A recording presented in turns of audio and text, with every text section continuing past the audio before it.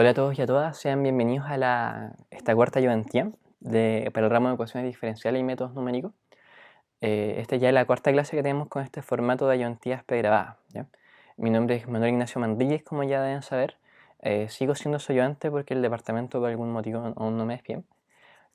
Y como es de costumbre, les dejo mi correo para que me escriban en caso de cualquier duda o problema que puedan tener. Les recuerdo que existen estos horarios de consulta, los cuales ustedes ya conocen cuáles son porque se los mandé por correo y por WhatsApp, y que además estos horarios son horarios que están dedicados exclusivamente a ustedes. Entonces, si llegan a tener cualquier duda, problema, o incluso si quieren solamente echar la talla, escríbanme nomás y ahí podemos coordinar. Otra cosa importante es que la universidad mandó un comunicado de que la próxima semana hay receso. Así que la próxima semana no debería haber ayudantía, pero aún así voy a estar atento a sus dudas y consultas a través de WhatsApp o a través de correo. ¿Ok? Bien. Para la clase de hoy tenemos que ver dos cosas. Primero son las aplicaciones de las ecuaciones lineales de primer orden, perdón, y también de los métodos numéricos de Runge-Kutta.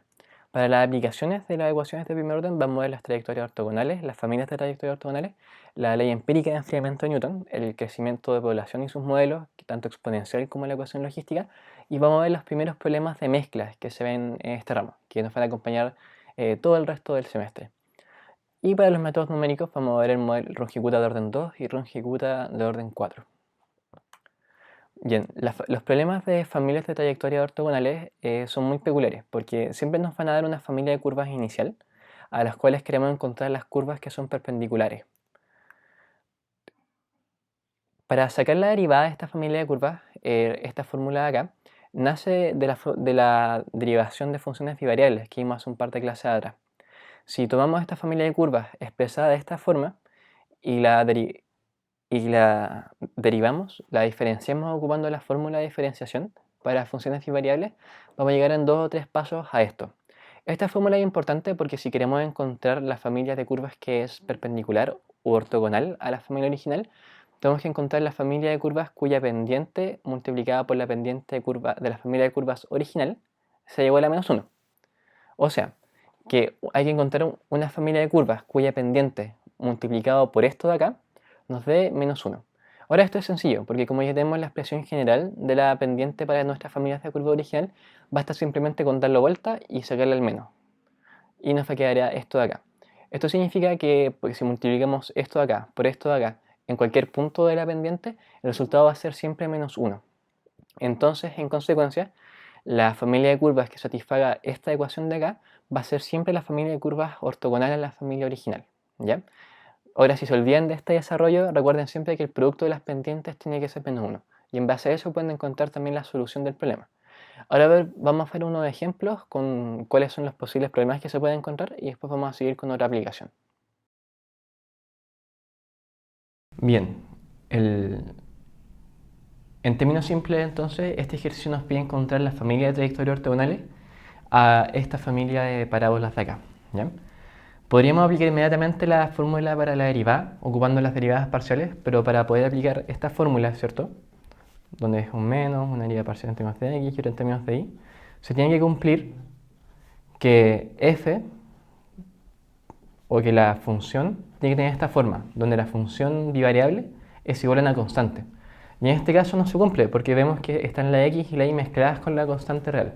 Así que en este caso basta simplemente con dividir todo por x. Y ahora sí se cumple esta condición de acá, cumple esta forma. Así que ahora sí podemos aplicar la fórmula de las derivadas parciales, ¿cierto? Tenemos un menos acá, ¿cierto? En el numerador va la derivada parcial con respecto a x, que en este caso sería un menos, el y cuadrado no lo tocamos porque es una constante, x cuadrado, ¿cierto? Y en el denominador va simplemente la derivada parcial en términos de y, que sería 2y sobre x. En este caso nos van los menos y tenemos que esto es un y sobre 2x, y esta va a ser la fórmula de la pendiente para esta familia de parábolas, ¿cierto? Ahora, para poder encontrar la familia que sea ortogonal a esta, tenemos que encontrar la familia cuyas pendientes, al multiplicarlas por esta, sean igual a menos 1. Y esa van a ser la familia de curvas ortogonales. Así que basta simplemente con plantear la EDO a resolver, ¿cierto? EDO a resolver, que va a ser i' igual a esto al revés, con un menos adelante. Y si se fijan, si multiplicamos esto por esto nos va a dar siempre menos 1. Entonces estas van a ser siempre perpendiculares. Y la familia que cumpla con esta ecuación va a ser siempre perpendicular a la familia que está acá arriba. Bien, y si se fijan, esto es una ecuación de variables separables que no tiene mucha complejidad. Basta simplemente con que hagamos y de y igual a menos 2x de x. Esto lo integramos y nos queda y cuadrado medios es igual a menos x cuadrado más c, o en otras palabras, y cuadrado más 2x cuadrado igual a c. Y así de sencillo se resuelve este problema en particular. Bien, ahora veamos otro y después pasamos a otra aplicación de ecuaciones de primer orden. Bien, en este caso nos piden encontrar las familias de vectores ortogonales a las familias de circunferencias con centro en el origen, ¿cierto? En este caso la función ya está expresada de manera que podemos aplicar la fórmula de las derivadas parciales, así que hagámoslo al tiro, a ver qué nos queda. Nosotros tenemos que y', ¿cierto?, va a ser igual a menos la derivada parcial de f con respecto a x, que en este caso sería 2x, sobre la derivada parcial de f con respecto a y, que en este caso sería 2y. Lo que implica, ¿cierto?, entonces que y' va a ser igual a menos x sobre y. Esta va a ser la pendiente en cualquier punto de esta familia de circunferencia, ¿ya? Ahora para encontrar la familia perpendicular, ¿cierto?, ortogonal, hay que resolver otra ecuación, que en este caso la ecuación a resolver sería y' igual a y sobre x. Tan simple como eso. Y ahora esta es una ecuación bastante sencilla de resolver. Tenemos que esto es de y a de x, ¿cierto? Nos queda de y sobre y es igual a de x sobre x. Esto lo integramos simplemente y ¿qué nos va a quedar? Nos va a quedar logaritmo natural de y, ¿cierto? Igual a logaritmo natural de x más c. Esto lo podemos elevar todo o podemos ingresar todo esto en exponencial, ¿cierto?, a ambos lados, y nos debería quedar algo así como que y es igual a e elevado al logaritmo natural de x más c. Esto va a ser igual a e elevado al logaritmo natural de x, ¿cierto?, por e elevado a c, ¿ya? O sea que en otras palabras, esto sería lo mismo que decir que y va a ser igual a x por e elevado a c. O en otras palabras podemos decir que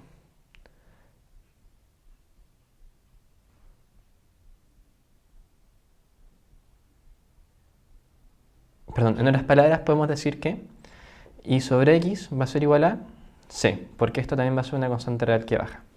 Y así de simple resolvimos esta ecuación, esta familia de vectores ortogonales. Bien, ahora vamos a ir con otra aplicación para las ecuaciones de primer orden.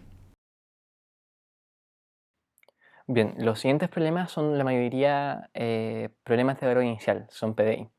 Y esto es importante porque estos problemas van a tener siempre la misma forma de plantearse, pero matemáticamente el modelo expresa el problema como ecuación diferencial, pero la forma en que están escritas en el párrafo del problema no siempre va a ser igual. Así es importante que entendamos qué es lo que representa esta ecuación. Este va a ser el PDI que va a modelar en todos los casos la ley de enfriamiento de Newton, ¿cierto? Donde T va a ser la temperatura de un cuerpo cualquiera para un tiempo mayor que 0, ¿cierto?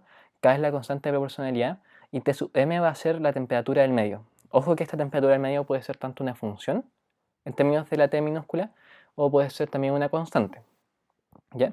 Y como un problema de valor inicial, además nos tiene que dar un valor inicial, que en este caso va a ser la temperatura en un momento T sub 0. Esto se puede leer de otra forma. Puedo decir que, por ejemplo, la tasa a la que varía la temperatura de un cuerpo con respecto al tiempo va a ser proporcional a la diferencia de la temperatura del cuerpo con la temperatura del medio. Entonces no tenéis por qué decirle que esto es un problema de ley de enfriamiento de Newton, sino que con un enunciado de ese tipo ya tienen que darse cuenta que esto es así. Y si se fijan en una traducción bastante directa, la tasa a la que varía la temperatura de un cuerpo va a ser proporcional a la diferencia de la temperatura del cuerpo con el medio. ¿Okay? Estos problemas son súper sencillos de resolver a nivel de ecuación, así que es importante que lo veamos, que aprendan rápidamente a encontrar las temperaturas del cuerpo y a reemplazar los valores iniciales, porque por lo general estas preguntas son fáciles en las cuales son fáciles de recoger puntos. ¿Okay? Ahora vamos a ver unos ejemplos y vamos a seguir con otra aplicación.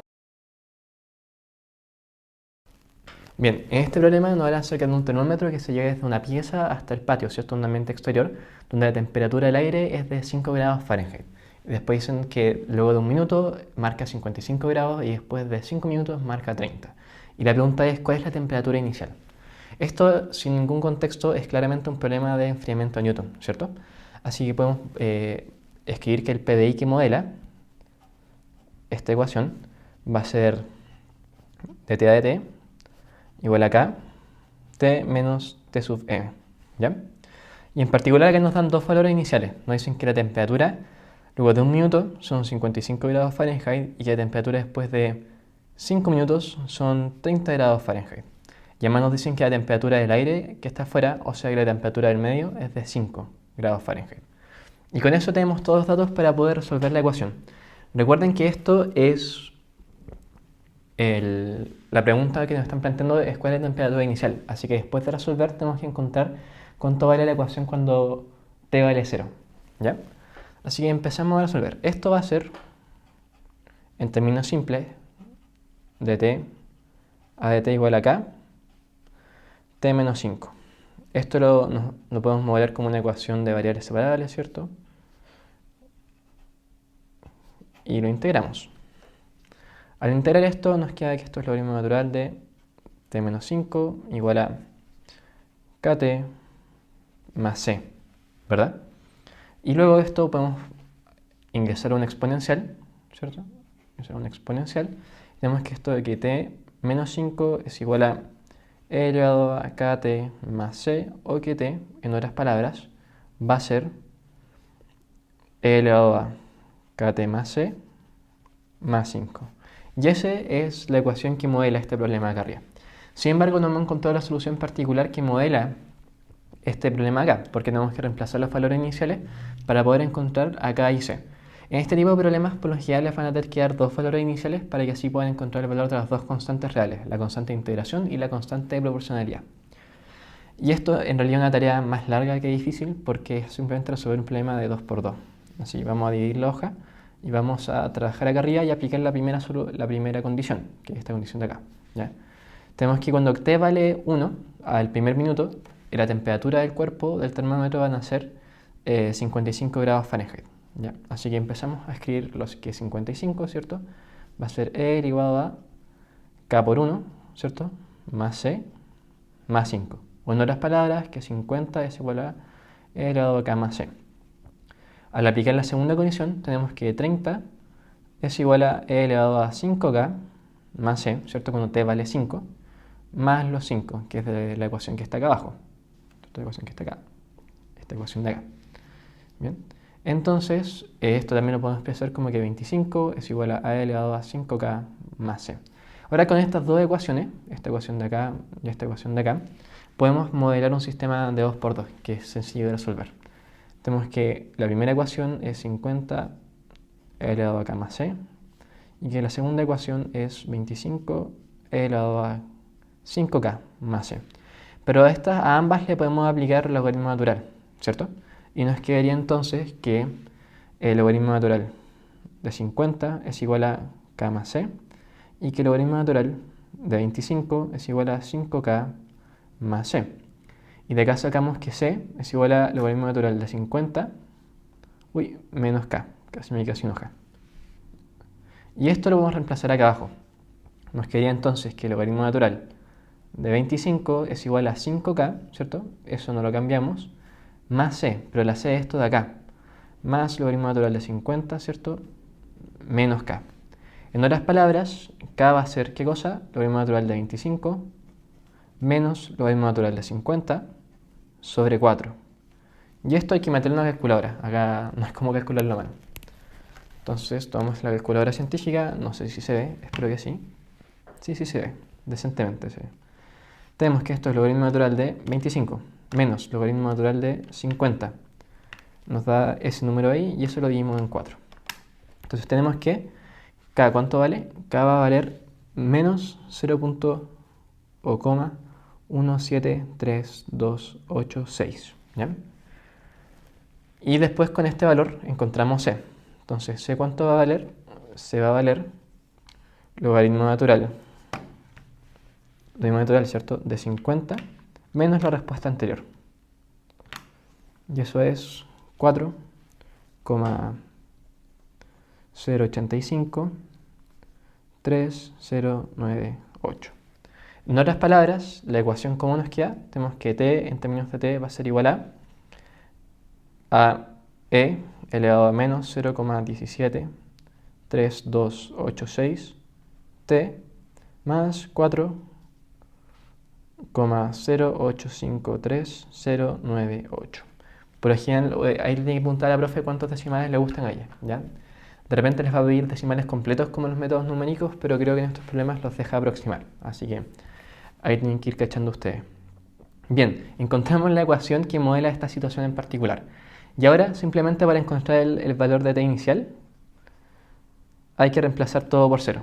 Y nos queda que esto es... esto es un más 5 por si acaso, aquí se nos queda el más 5. Más 5, bien.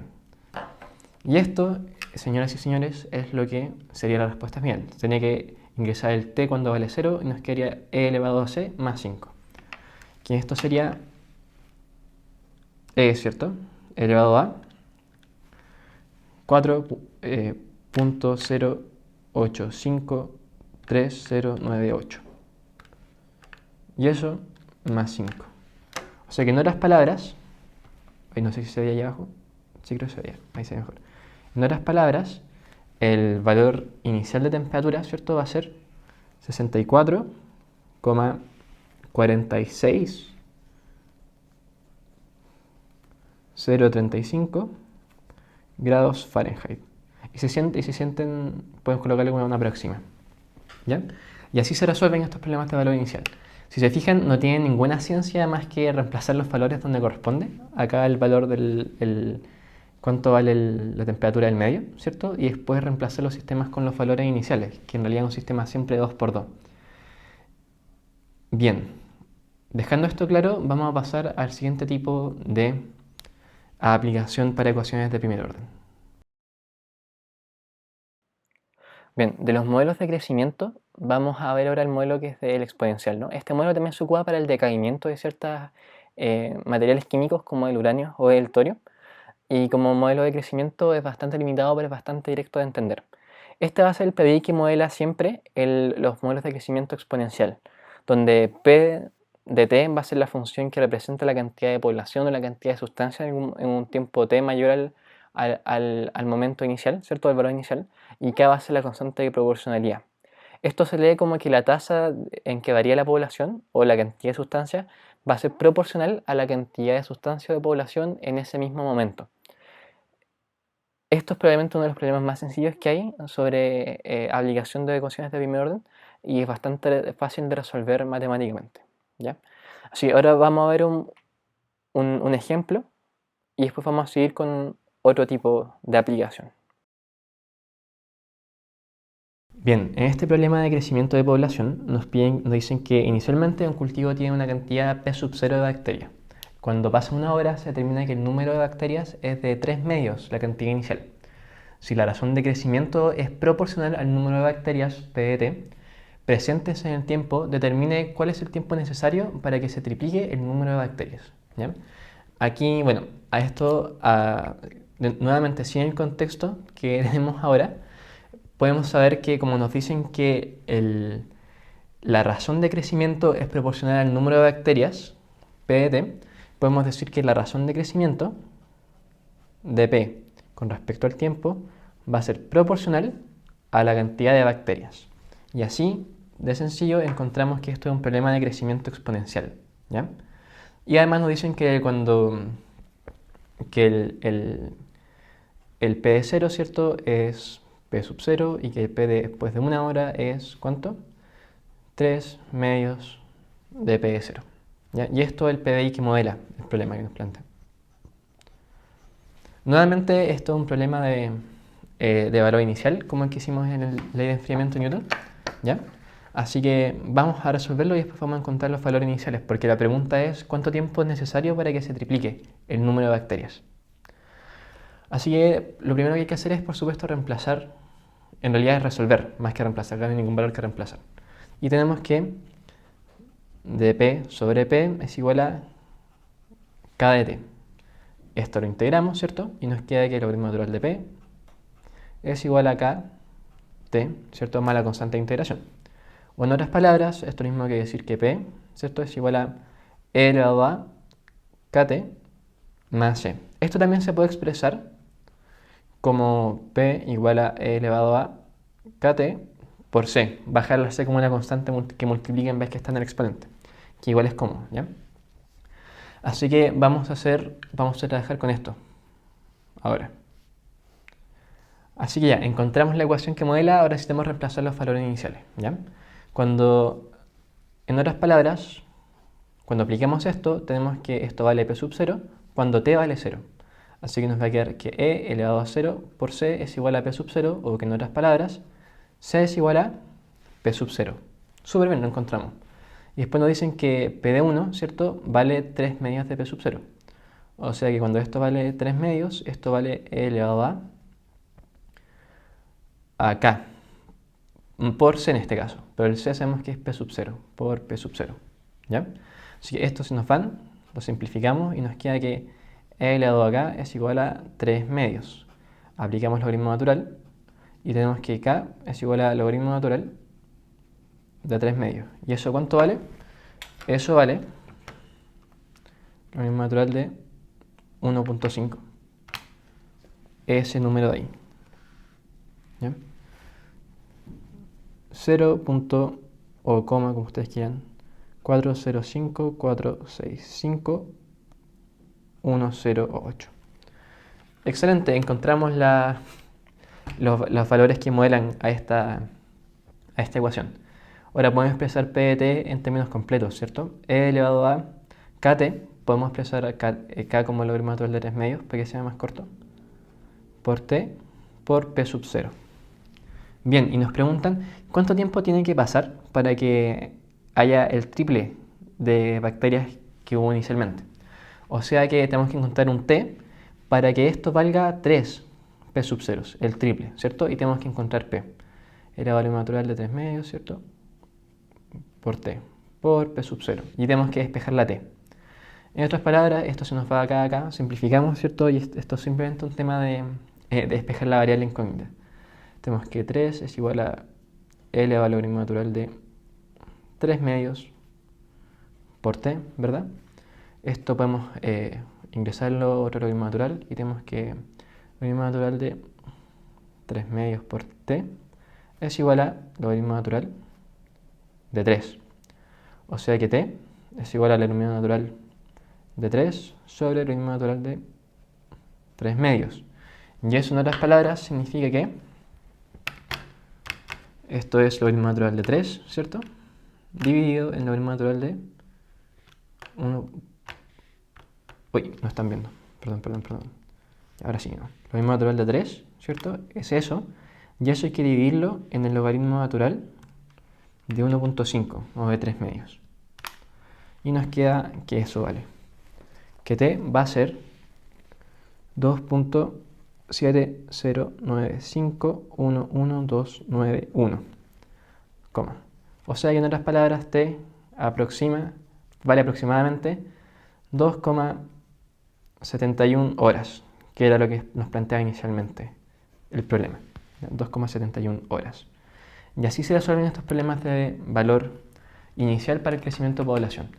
La mayoría de estos problemas que tengan estas ecuaciones de modelado, ¿cierto? Estos PBI de modelado, van a tener que darle valores iniciales y con esos valores iniciales despejar la ecuación final y después les van a hacer preguntas sobre la ecuación final.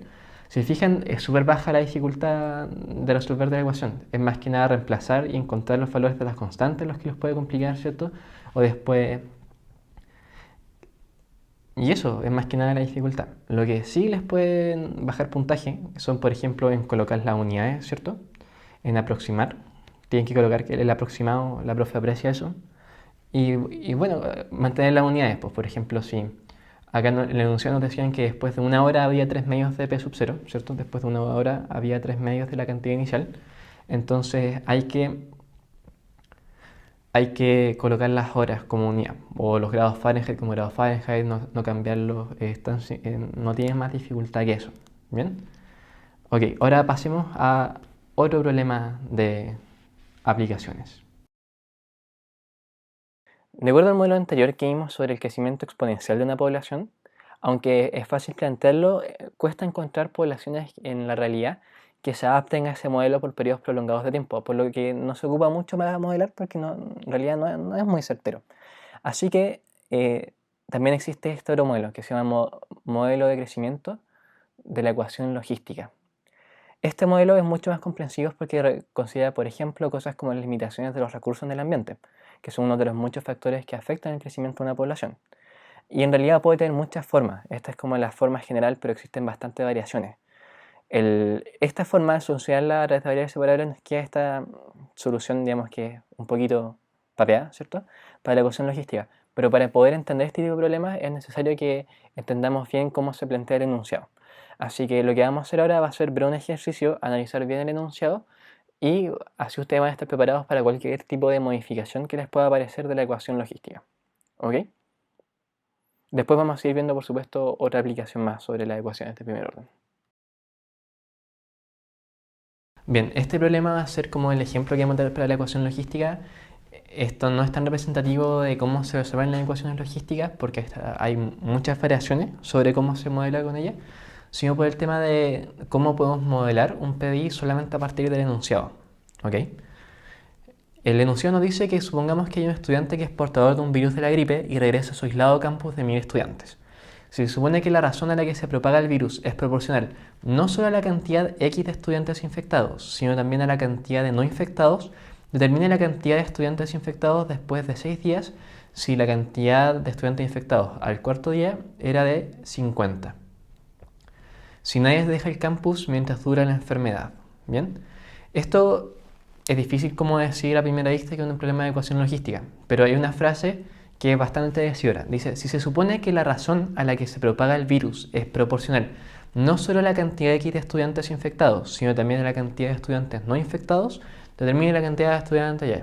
O sea, que si la razón a la que se propaga el virus de X a de T, donde X de T es cantidad de infectados, ¿ya? La cantidad de infectados. Que la razón a la que varía la cantidad de infectados, ¿ya? Es proporcional no solamente a la cantidad de infectados, sino también a la cantidad de no infectados. O sea, 1000 menos X. Y solamente con esa oración podemos modelar que este es el PBI que hay que resolver. ¿Se fijan? Ahora, claro, nosotros sabemos que existe la ecuación logística y que tiene una fórmula conocida. De hecho, podemos decir que esto tiene una forma como que podemos escribirla así, pues, ¿no? De X a de T es igual a X por 1000K menos KX, ¿cierto? Y esto ya se parece más a la fórmula de ecuación logística que habíamos visto hace un rato, donde la población inicial de infectados, o sea, X de 0 es igual a 1, ¿ya? Y que X después del cuarto día es igual a 50. Y nos piden cuál es la cantidad de infectados después de 6 días, ¿no? X de 6 es igual a lo que tenemos que encontrar, ¿ya? Ahora, esto tiene forma de ecuación logística, pero en realidad no era por alguna frase particular del enunciado, sino porque cómo estaba planteado el problema. Por ejemplo, en otro semestre apareció un problema de población que decía que la cantidad a la que variaba, no me acuerdo si eran bacterias, era proporcional no solamente a la cantidad de bacterias, sino también al tiempo que había pasado. En este caso hubiese sido K proporcional a la cantidad de bacterias por X por el tiempo, por T. Y acá había que agregarle un T en vez de esto. Y los chiquillos se equivocaron porque en vez de colocar la T dijeron, este es un problema de crecimiento común y corriente y estaban papeados y lo hicieron tal cual como se acordaban que se hacía. Pero es importante que vean lo que dice el enunciado sobre cómo varían cómo varía la incógnita, ¿ya? Cuánto es la tasa de cambio. Pero bueno, en este caso nos queda modelada de esta forma, que es la ecuación logística que nosotros tanto conocemos. Y podemos decir que, por ejemplo, decimos que A vale 1000K y que B vale K. O sea que, en otras palabras, podemos escribir esto como podemos reemplazar esto en la ecuación original que habíamos visto, que es la solución que conocíamos de la ecuación logística, ¿ya? donde P de T llega a ser igual a P sub 0 sobre B P sub 0 más A menos B P sub 0 E elevado a menos AT. Menos AT. Esa es la solución conocida y simplemente llegar y reemplazar acá abajo. ¿Ya? Llegar y reemplazar acá abajito. Así que la solución para x de t, ¿cuál va a ser? Va a ser A, ¿cierto? Que eso van a ser 1000K, ¿cierto? Y esto en realidad van a ser 1000K, ¿cierto? 1000K por P sub 0. ¿Cuánto era P sub 0? Por 1, ¿cierto? Sobre B de P sub 0. ¿Cuánto vale B? Esto es K. Y P sub 0 vale 1. Más 1000K menos K, ¿cierto? E elevado a menos 1000K por T. Y esta va a ser la ecuación que nos va a modelar este problema de crecimiento de población logística. Ya esto, igual que en los otros problemas de PBI, hay que reemplazar los valores iniciales, ¿ya? Para ver cuánto nos va la K, ¿cierto? Las constantes. Pero más que nada, lo que quiero que saquen de este ejercicio, porque esto lo dejo para que hagan ustedes en la casa al reemplazar las constantes de integración, perdón, la constante de proporcionalidad, es que estén preocupados sobre cómo se modela con respecto al enunciado. Esta frase que decía que la razón a la que se propaga el virus es proporcional no solo a la cantidad X de estudiantes infectados, sino también a la cantidad de estudiantes no infectados, era crucial para poder llegar a una solución parecida a esta. ¿Ya? De hecho, aunque se hayan equivocado al resolver la ecuación o no se hayan acordado de esta fórmula y la hayan hecho como se le hubiese ocurrido, como chamullando, hubiesen tenido más puntaje porque hubiesen planteado bien la ecuación. Con este planteamiento ya aseguran puntaje, que de otra forma no tendrían si lo hubiesen hecho papeado. Así que por eso les insisto tanto que lean bien los enunciados y traten de ver qué es lo que significa, ¿ya? Como les comentaba, puede ser por el tiempo, puede ser la razón a la que se propaga el virus puede ser proporcional tanto a la cantidad de bacterias como al tiempo y a cada una T. O por ejemplo, en la ley de enfriamiento de Newton, puede decir que la razón a la que varía la temperatura puede ser proporcional a la diferencia de la temperatura del cuerpo con el medio y a la superficie. Entonces, en vez de ser K por la diferencia de temperatura, va a ser K por S, que sería la superficie, por la diferencia de temperatura. Así que es importante que estén atentos a qué es lo que plantea el enunciado sobre cómo se mueven las variables, ¿ya? Por ejemplo, estos son los ejercicios que son más como difíciles de toparse. No es común, digamos, toparse con esta clase de problemas, ¿ya? Pero es bueno que sepan y que estén atentos para que estén claros cómo se hacen. Ahora vamos a pasar a las mezclas y después seguiremos con los métodos numéricos. Finalmente, el último tipo de aplicación que nos quedan para las ecuaciones de primer orden son las mezclas, que es un problema que después nos va a acompañar el resto del semestre. Como ya es costumbre, este es el PBI que va a modelar todos los problemas de mezclas que van a ver en las ecuaciones de primer orden, donde A en función de T va a ser la cantidad de sustancia para un tiempo T. Esta sustancia puede ser cualquier cosa, puede ser sal, arena o cemento, lo que ustedes quieran. Y las R van a ser razones, donde una razón va a ser un flujo por una concentración. Así que, por ejemplo, la razón de entrada para un problema va a ser el flujo de entrada por la concentración de entrada. Razón de entrada, flujo de entrada por concentración de entrada. Y la razón de salida va a ser el flujo de salida por la concentración de salida. Este tipo de problema suele complicar a quienes están en el ramo, pero es más que nada porque, por ejemplo, una concentración puede ser constante para un tipo de razón y puede ser una función del tiempo para otra. Y más que la dificultad de resolver la ecuación en sí, esto, no sé si se han fijado, pero las ecuaciones que hemos visto para las aplicaciones son más sencillas que los ejemplos que hemos visto en otras clases. La dificultad no está en resolver la ecuación, sino más que nada en leer bien el enunciado, sacar los datos correctos y plantear la ecuación correcta. Ahí es donde por lo general se generan problemas, ¿ya? Así que vamos a ver algunos ejemplos que ilustran qué problemas se podrían topar en alguna evaluación y después vamos a seguir con los métodos numéricos. Bien, entonces el enunciado para el problema de mezcla nos dice que un tanque de 200 litros de líquido con 30 gramos de sal le entra salmuera que tiene 1 gramo de sal por litro a una razón de 4 litros por minuto. La solución bien mezclada sale del tanque con la misma razón. Es decir, nos pide que encontremos la cantidad A de T de gramos que hay en el tanque en el tiempo T. En el fondo nos están pidiendo que encontremos la función que modela la cantidad de sal respecto al tiempo. Como ya vimos, los problemas de mezcla se modelan siempre igual, ¿cierto? Donde el dA A de t es la variación de la sal dentro del estanque, ¿cierto? Va a ser la razón de entrada, ¿cierto? Menos la razón de salida. Y donde las razones son todas flujos por concentración. Además nos dicen que en un inicio la capacidad del estanque son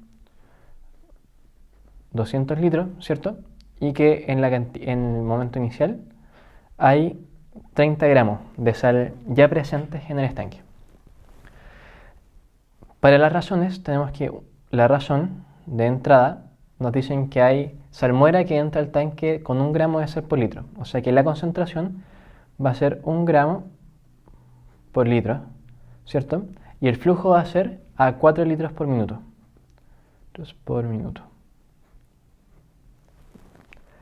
Y para la razón de salida nos dicen que la solución bien mezclada. La solución bien mezclada implica que la cantidad de sal está bien disuelta en el total de litros del estanque, ¿ya? Entonces nos dicen que en el fondo la cantidad de sal, que en este caso es representada por la función A, y la concentración como es cantidad de sustancia por volumen, en este caso va a ser 200, los 200 litros del estanque que había inicialmente. ¿Ok? Por la tasa de salida que igual iban a ser, el flujo de salida que también iban a ser 4 litros por minuto. ¿Ya? Fíjense que las dos son concentración por flujo, en los dos casos. Y en todos los casos que haya razones van a ser siempre concentración por flujo. Un detalle importante es que, no, eso vamos a verlo después, resolvamos primero la ecuación. ¿Ya? Entonces, en el momento de que planteamos esto como ecuación, nos queda que dA A de t va a ser la razón de salida, perdón, la razón de entrada, que es 4, menos la razón de salida, que en este caso es A sobre 50, ¿cierto? Ahora, al momento de resolver esto, es una ecuación súper simple, pero si factorizan o no, puede que haya variaciones y puede que lleguen a resultados ligeramente diferentes, los cuales deberían estar todos bien, porque en el fondo tienen que encontrar una ecuación que modele, ¿ya? Y si modela correctamente, no hay problema. En este caso, yo voy a factorizar por 1 sobre 50, ¿ok? Pero también podría no hacerlo y estaría bien. 1 sobre 50, 200 menos A. ¿Okay? Y con esto voy a resolver la ecuación. Entonces tengo que dA sobre 200 menos A, va a ser, esto es un 50, va a ser igual a 1 sobre 50 por dt. ¿Ok? Y esto podemos resolverlo como un problema de variables separables, ¿no? Esto simplemente integramos y ¿qué nos queda? Nos queda que el logaritmo natural de 200 menos A es igual a t sobre 50 más la constante de integración. O que en otras palabras, 200 menos A es igual a c por e elevado a t 50 avos. Y que finalmente nos va a quedar que A en términos de t va a ser igual a 200 menos c e elevado a t sobre 50. ¿Ok? Esto no debería haber mayor problema para resolver esta parte. Ahora lo que queda hacer es reemplazar con el valor inicial para encontrar la constante de integración, pero eso ya se lo dejo a ustedes, ¿ya? Y también queda como tarea el que lo hagan cuando entra agua pura, en vez de que entre salmuera. Los detalles con este tipo de problema son dos cosas principalmente. Primero, identificar bien qué son las cosas que entran y que salen. Por ejemplo, si les dicen que entra agua pura, claramente la concentración es 0, porque es solamente agua. Y lo otro es que al momento de expresar la concentración de salida, esta concentración de acá, si las tasas de flujo, ¿no? El flujo fuese distinto, por ejemplo, si acá entraran 5 litros y acá salieran 4 litros, significa que en cada minuto habría 1 litro más. O sea que en el minuto 0 hay 200, en el minuto 1 hay 201, en el minuto 2 hay 202. Entonces esto ya no sería A sobre 200, sería A sobre 200 más T, porque cada momento iría aumentando 1. O si fueran, por ejemplo, 6 y 4, sería 200 más 2t, ¿no? Porque iría aumentando a 2. Entonces esto dejaría de ser una constante y se convertiría entonces en una función de t. Así que es importante que tengan claro cómo definir las concentraciones. Más allá de eso, no sé si se han fijado hasta ahora, los ejemplos son súper simples de resolver a nivel de ecuación diferencial, ¿ya? No deberían tener mayor problema, pero es importante que sepan cómo plantear esta ecuación, que esta suele presentar problemas por el tema de las razones de entrada y salida, y cómo despejar y reemplazar. Ya hemos despejado y reemplazado y en virtud del tiempo los voy a dejar para como tarea, y también para que resuelvan como tarea el mismo ejercicio, pero en vez de que entre salmuera, que entre agua pura también a 4 litros por minuto. Ok, ahora vamos a pasar a los métodos numéricos. Finalmente, el último que nos queda para la clase de hoy son los famosos métodos numéricos, en particular los métodos de Runge-Kutta, de orden 2 y de orden 4. Es importante que sepan que los métodos de Runge-Kutta se les llama una familia completa de métodos que tienen una forma parecida, una estructura parecida. Donde, por ejemplo, un método de Runge-Kutta de orden 1 podría ser el método de Euler, ¿ya? Por lo mismo hay bastantes métodos de Runge-Kutta de todos los órdenes. Por ejemplo, este método de orden 2, Runge-Kutta de orden 2, se conoce como el método de Euler mejorado o el método de Hoyne. Y este método acá, que es el método de orden 4, es el método de orden 4 más común, porque también hay muchas variaciones de este.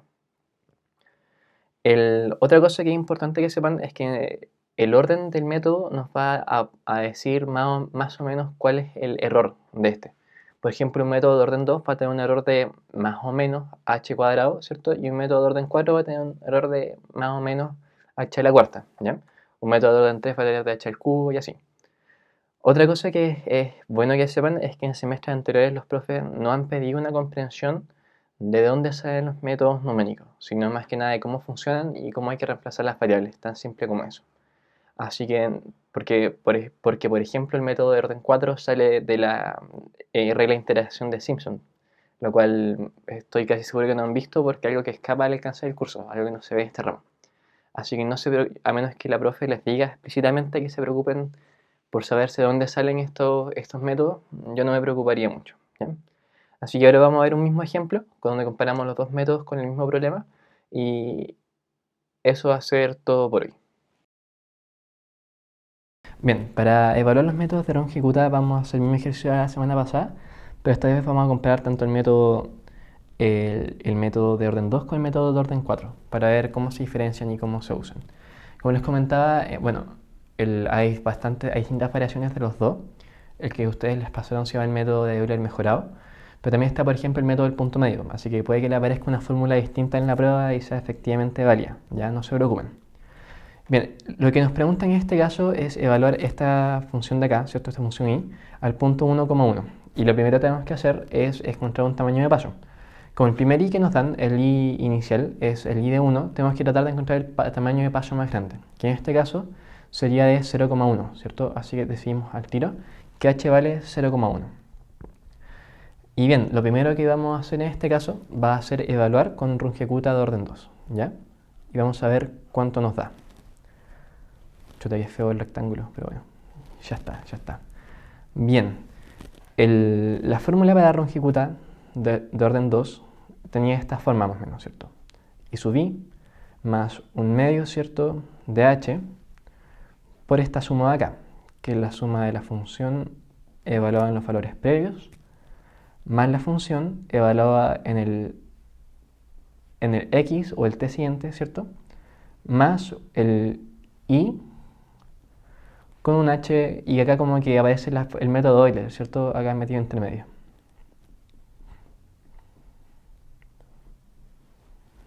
Y esta es la fórmula que tenemos que reemplazar, ¿ok?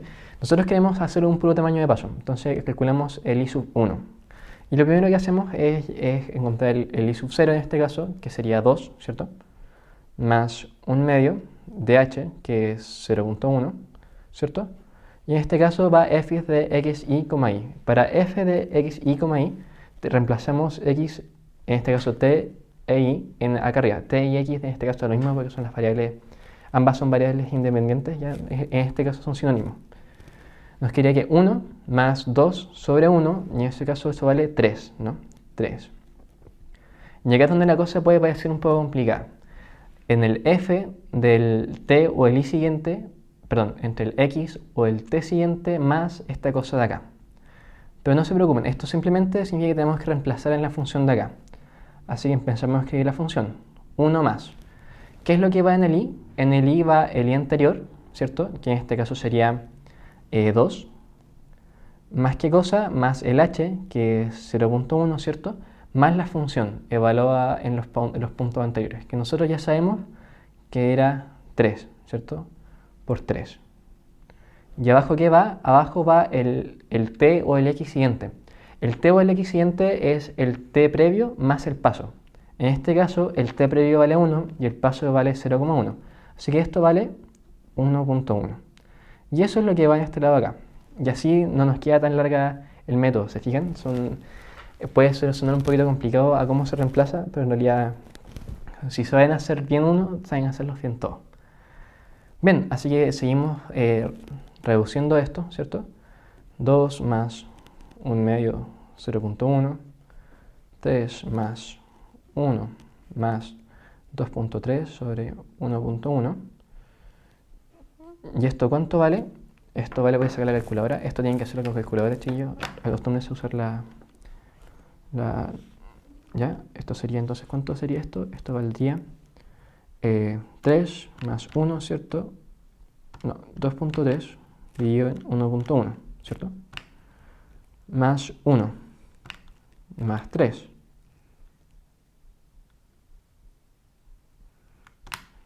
Y esto estaría bien, pero nos equivocamos en un paso, que en el paso de que acá va... No, estamos bien, estoy purando jugo. Perdón, me confundí. Sería entonces 2.3 sobre 1.1, ¿cierto? Más 1 más 3, ¿cierto? Por 0.1 dividido en 2. Y eso más el i inicial, más 2. Y nos da que esto es el i aproximado. Entonces el i sub 1 valdría... Uy, que se ve despacio. Valdría eso, ¿no? 2.30454545, ¿sí? O en otras palabras, el i de 1.1 aproximadamente vale 2.30454545. Bien, y así sacamos con Runge-Kutta de orden 2 estos valores. Esto que quedan feos los 5, pero es para que se vean claros cuáles son 4 y cuáles son 5. Bien, ahora tratemos de hacer lo mismo, pero con Runge-Kutta de orden 4, ¿ya? Runge-Kutta de orden 4 es bastante más largo, así que no les voy a escribir no les pienso escribir ¿cómo se llama? La fórmula. Ustedes ya sabrán cuál es. Solamente un tema de hojas, un tema de respetar el espacio, ¿ya?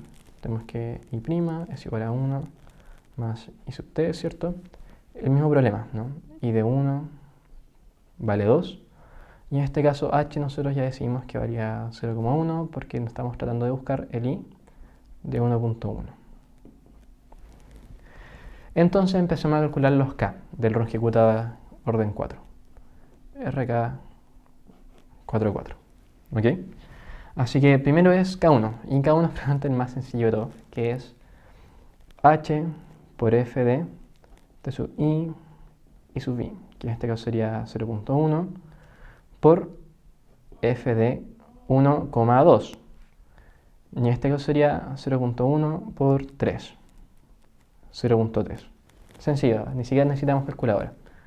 K1 vale 0.3. Vamos a K2. K2, ¿cuánto vale? K2 es h por f de ¿qué cosa? De t sub i más h medio, ¿cierto? Con i sub i más 1 medio de K1. Y acá esto se pone un poco más pesado, ¿no? Tenemos que el h vale 0,1 y como vimos esto va lo mismo que decir que el t de i más 1. Perdón. Esto sería el paso intermedio entre de t de i y de t de i más 1, ¿ya? Y en este caso esto valdría, el t de i vale 1 y h vale 0.1, entonces sería 0.1.05. 1.05, ¿cierto? Y acá al lado que va i sub i, que en este caso vale 2 más 1/2 de 0.3. Y aquí vamos a recurrir a la calculadora para que no nos equivoquemos. Vale 2, ¿cierto? Más 0.3, ¿cierto? Dividido en 2. Y eso es 2.15. 2.15. Bien. ¿Y esto cuánto vale? Esto sería lo mismo que decir 0.1 por 1 más 2.15 sobre 1.05. Y si eso lo evaluamos, 2.15 sobre 1.05, ¿cierto? Más 1 por 0.1, tenemos ese valor de ahí, que no sé si se ve. 0.304, K2 entonces vale 0.304761904. Recuerden usar todos los decimales cuando estemos evaluando métodos numéricos, ¿ya? Bien, ahora vamos al K3. Vamos con K3. K3. ¿Cuánto vale K3? K3 es H por la F de T de I más H medio, ¿cierto? Nuevamente el punto medio, con I sub I más 1/2 de K2. 1/2 de K2. Así que esto en otras palabras valdría 0.1, ¿cierto? Por la función de 1.05 con esto de acá. Y nuevamente recurrimos a la calculadora. A ver, ahí se verá mejor. Ahí parece que se ve mejor. ¿Ya? Bien. Sigamos 2 más 1/2, ¿cierto? De K2. ¿Y cuánto vale K2? Vale 0.304761904. Y eso dividido en 2. ¿Cuánto vale entonces esto de acá? Esto de acá valdría 2.1523, ¿cierto? 80,952. Y acá, sorry, pero tienen que ocupar todos los decimales. 15, 2, 3, 8, 0, 9, 5, 2. Uf. Y esto, al momento de reemplazar, nos quedaría que K3, ¿cierto? Es igual a 0.1 por 1, esto es un por de multiplicación, ¿cierto? Más 2.15238952 sobre 1.05. ¿Y eso cuánto vale?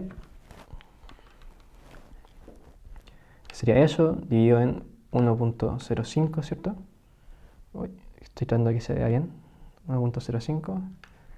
Y eso por 0.1. No, perdón.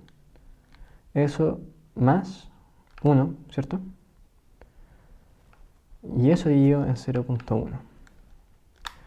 Eso nos da 0.304988662. A ver, para que lo vean. Chuta, esta cuestión está cada vez más difícil. Ya. Entonces esto nos queda 0.304988662. Y ese es el valor de K3. Ya, esto vale K3. En otras palabras, podemos decir que K3, ¿cierto? A ver, vamos a ordenar esto un poquito. Vamos a decir que decimos que K3 vale 0.304988662. Y finalmente nos falta K4. Veamos si nos alcanza la hoja. K4, ¿cuánto es? Es H, ¿cierto? Por F de, este sí es el T de I más 1, con el I sub I más K3. Esto en otras palabras significa 0.1, ¿cierto? Por el F de 1.1, ¿cierto? Que es el paso siguiente, más 2, más esta cuestión de acá. 0.304988662. ¿Ya? O sea que K4 valdría 0.1 por 1 más 2,03, perdón, esto es 3, 0,4, 9, 8, 8, 6, 6, 2. Y todo eso sobre 1.1. O sea que en otras palabras, K4 ¿cuánto vale? Vamos a tener la calculadora. Qué terrible que no existen las calculadoras iluminadas. Ya, sería 2.304.988.662 dividido en 1.1. Eso nos da eso, ¿cierto? Más 1. Y eso por 0.1. Chuta, ¿saben qué se eso por 3? Y eso vale K4. ¿Ya? Lo ideal es que ustedes vayan haciendo esto con su calculadora o que lo vuelvan a hacer con su calculadora. 5, 4, 4, 4, 2, 3. ¿Bien? Ya que tenemos los 4 valores de los K, podemos reemplazar en la fórmula final de Runge-Kutta. ¿Ya? Así que tenemos que I de 1,1 va a aproximar, ¿qué cosa? El inicial, ¿cierto? Más un sexto por la suma de K1 más 2K2 más 2K3 más K4. O sea, 0.3 más 2 por 0.304761904 más 2 por 0,304988662, ¿cierto? Más el último K4 que era 0.3095443. ¿Bien? Y eso sería el valor y esto al momento de calcularlo nos daría el valor aproximado de I de 1,1, ¿ya? Esto, pucha, no sé si quedó muy pequeño. Vamos a escribirlos de nuevo, aquí abajo para que no haya problema. K1 es 0.3, K2 es 0.3047610,4, K3 vale 0.304988662, esto es un 8, y K4 es 0.309544223. Ahí está más claro, ¿cierto? Y que el I de I más 1 es igual a I sub I más un sexto. ¿De qué cosa? De K1 más 2K2 más 2K3 más K4. Ya. Esto porque en caso de que no se vean los números, ya llevamos como 15 minutos de ejercicio. Entonces, la gracia no sería tener que grabarlos de nuevo. ¿Ok? Bien. Y entonces, ¿cuánto valdría el I de 1.1? ¿Cuánto aproximaría? Esto aproximaría, en otras palabras, al reemplazarlo, tenemos que esto es 0.3, ¿cierto? Más 2 por 0.304761904, ¿cierto? Más 2 por 0.304, ¿cierto?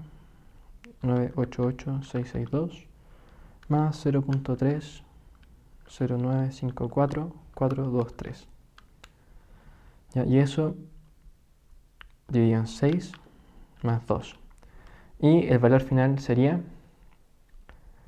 926, ¿cierto? Sería entonces que I del 1.1 aproxima 2,304840926. Y es el valor aproximado con Runge-Kutta de orden 4. ¿Ya? Ahora, el valor real, ¿cierto? El valor real era de que de I de 1,1, si se acordan, es una ecuación lineal súper simple de resolver, nos queda que el valor lineal era 2.304841198. Es el momento de evaluarla en la solución analítica. Si se fijan, está muy cerca de la solución del Runge-Kutta de orden 4, ¿ya? Esto es con RK44, ¿cierto? Y si anotamos acá el RK de orden 2, tenemos que era y de 1.1 aproximada a ¿cuánto? Aproximada 2.304 545455. ¿Ya? Esos valores son los con los que terminamos. Si se fijan, longitud de orden 2 era bastante preciso, llegaba como hasta el 2 elevado a menos 3, 2 elevado a menos 4. Pero este es bastante más preciso, llega a 2 elevado a 10 elevado a menos 7, aproximadamente el error. Si se fijan, los métodos no tienen tanta dificultad en sí mismos como el hecho de que el problema está en reemplazarlo y resolverlo bien. Pero si lo hacen de forma ordenada, no debería haber mayor problema. Eso ha sido todo por hoy. Espero que estén bien. La próxima semana, como ya les dije, debería haber receso, así que no deberían haber ayudantía, pero igual voy a estar atento a sus dudas o consultas al correo o al WhatsApp. Que estén muy bien, cuídense harto y nos estamos viendo.